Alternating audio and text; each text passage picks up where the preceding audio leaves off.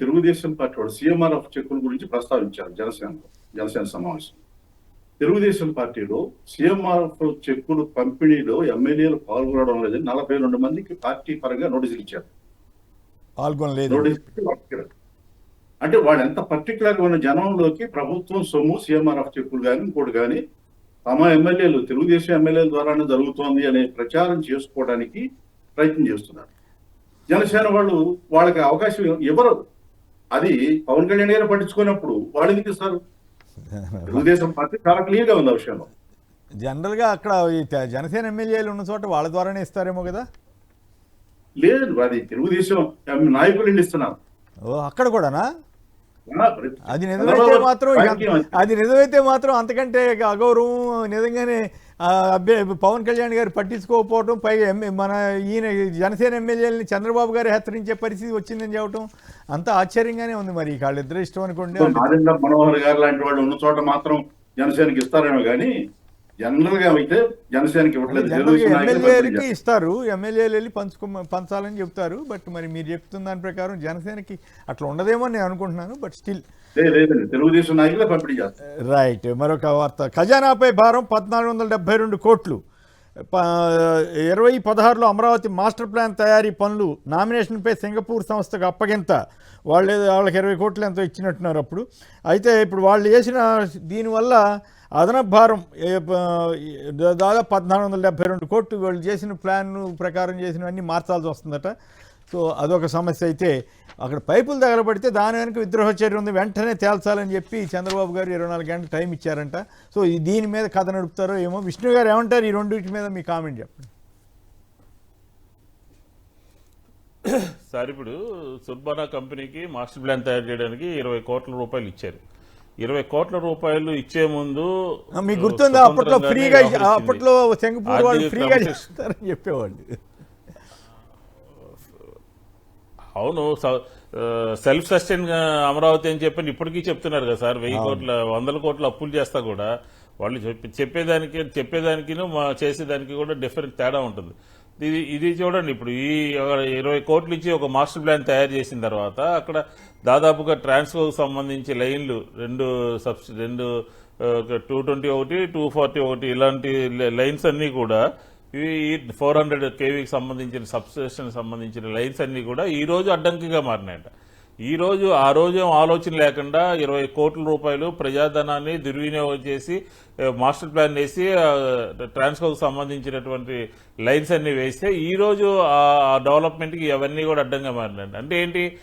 ఆవేశంగా, ఆలోచన రహితంగా ప్రజాధనాన్ని దుర్వినియోగం చేస్తూ ఈరోజు 1400 కోట్ల రూపాయలు వివిధ సంబంధించినటువంటి రోడ్ల విషయంలో కానీ లైన్ల విషయంలో కానీ ఈ రకంగా నిధులు దుర్వినియోగం అవుతూ ఉంటే, అది కూడా కాకుండా 10% ఎక్కువకి వాళ్ళందరి కాంట్రాక్టులకి కట్టబెడతా ఉంటే ఇది ఏ రకంగా అప్పులు పాలైపోయినటువంటి ఆంధ్రప్రదేశ్ని రక్షించగలుగుతారు?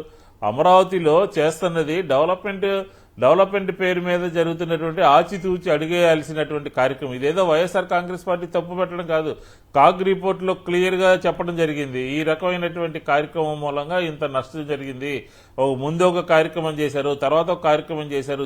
దీని మూలంగా అమరావతికి సంబంధించినటువంటి రాష్ట్ర ప్రభుత్వ ఖజానాకి ఇంత డబ్బు నష్టపోయాము అని చెప్పారు. అంటే ఇప్పుడు అప్పులు చేసి ఈ రకమైనటువంటి ఇష్టానుసారంగా ఆలోచన లేకుండా చేయటం మూలంగా రాష్ట్ర ప్రభుత్వానికి ఉన్నటువంటి డబ్బులు ఖర్చు అయిపోతున్నాయి.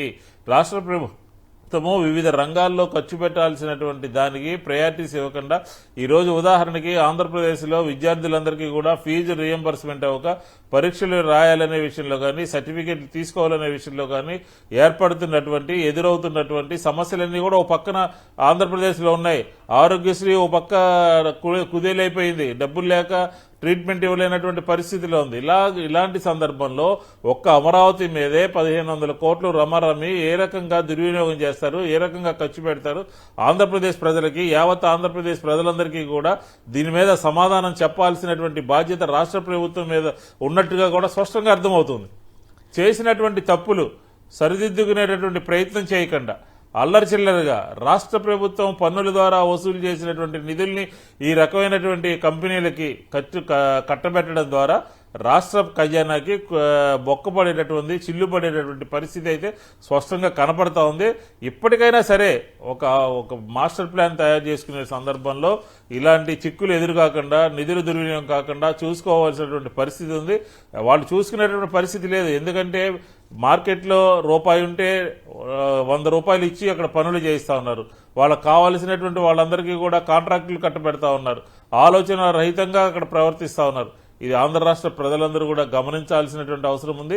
ఏ రకంగా గమనిస్తారు, ఏ రకంగా ప్రభుత్వం చేస్తున్నటువంటి నిర్ణయం తప్పు అని సందర్భం వచ్చినప్పుడు ఖచ్చితంగా ప్రజలు తమ అభిప్రాయాన్ని నిర్భయంగా కూడా చెప్పేటటువంటి పరిస్థితి రాబోయే రోజుల్లో కనపడుతోందని చెప్పని కూడా ఈ సందర్భంగా చెప్పొచ్చు మనం. ఈ విద్రోహ చర్య ఏంటండి? ఈ అగ్ని ప్రమాదం జరిగితే విద్రోహ చర్య కోణంలో చేయండి, కుట్ర కోణం అని చెప్తున్నారట. నిజంగా అట్లా విద్రోహ చర్య కుట్ర ఏమైనా జరిగిందా? మీకున్న సమాచారం ఏమైనా ఉందా అట్లాంటి వాటి మీద? సరే, వీళ్ళకి వరదలు వస్తే కుట్రకోవడం కనపడుతుంది, ఇంకొకటి వస్తే కుట్రకోవడం కనపడుతుంది. అక్కడ ఉన్నటువంటి కాంట్రాక్టర్ల యొక్క నిర్లక్ష్యం మూలంగా వాళ్ళు సరిగా వ్యవహరించకపోవడం మూలంగా ఒక కంపెనీ పేరుతో నిన్న మొన్న కూడా పత్రికల్లో వచ్చింది. దాన్ని అక్కడ ఉన్నటువంటి కాంట్రాక్టర్లు అమరావతిలోనే ఇంత బాధ్యత రాహిత్యంగా ఉన్నారు, ఈ రకమైనటువంటి కార్యక్రమాలు జరుగుతున్నాయి, ఫైర్ యాక్సిడెంట్లు 2 జరిగినాయి, దీని మీద ఈ అలసత్వం వహిస్తుంది అని చెప్పని అనుకుంటారని చెప్పనే ఉద్దేశంతో ఒక కుట్ర కోణంలోకి దీన్ని మార్చినట్టుగా మనకి స్పష్టంగా కనపడతా ఉంది. ఎందుకుని నిర్లక్ష్యంగా ఉన్నారు, ఎందుకుని అలసత్వంగా ఉన్నారు? అక్కడ ఉన్నటువంటి కాంట్రాక్టుల మీద చర్యలు తీసుకోవాలి కదా, అక్కడ ఉన్నటువంటి బాధ్యుల మీద చర్యలు తీసుకోవాలి కదా. అదేమీ లేకుండా ప్రతి సందర్భంలోనూ కూడా రాష్ట్ర ప్రభుత్వము మాట్లాడేటటువంటిది ఏంటంటే ఒక కుట్ర కోణం అనేది ఇతర రాజకీయ పార్టీల నుంచో ఇతర వ్యక్తుల నుంచో ఏదో ఒకటి దాపురిచ్చిందని చెప్పేటటువంటి ప్రయత్నం చేస్తూ ఆ సంఘటన నుంచి తప్పించుకునేటటువంటి ప్రయత్నం చేస్తూ ఉంది. తహసీల్దార్ చిత్తూరులో జరిగినటువంటి ఎంఆర్ఓ ఆఫీసు ఫైళ్ల దగ్గరలో కానివ్వండి, అలాగే కృష్ణానదిలో బోట్లకు సంబంధించి బోట్లు అడ్డం పెట్టి కుట్రకోవడం కానివ్వండి, ఇవన్నీ ఏంటంటే ప్రజలకి మభ్యపెట్టి ప్రజల్ని తప్పుదారి పట్టించేటటువంటి కార్యక్రమం, తన కర్తవ్యాన్ని తను నిర్వర్తించవలసినటువంటి కార్యక్రమం నుంచి పక్కకు తప్పుకునేటటువంటి విద్రోహ చర్య అయితే కంపెనీ వాళ్ళు కంప్లైంట్ చేయాలి కదా, విద్రోహం జరిగింది లేకపోతే ఇట్లా జరిగింది ఏదో ఉంటది కదా. మరి అయినా కూడా అట్లేం కాకుండా మొత్తం రాజకీయంగా వాడుకోవాలనే ఇటువంటి ప్రయత్నాలు చేస్తే సమాజానికి మంచిది కాదు కదా. దురదృష్టం. నిజంగా జరిగితే ఖచ్చితంగా దర్యాప్తు చేస్తారు, చేయొచ్చు. కానీ ప్రధానికి కుట్ర అని రాజకీయ కుట్రలాగా తీసుకురాకుండా ఉంటే బెటర్ ఏమో అనుకోవాలి. రైట్.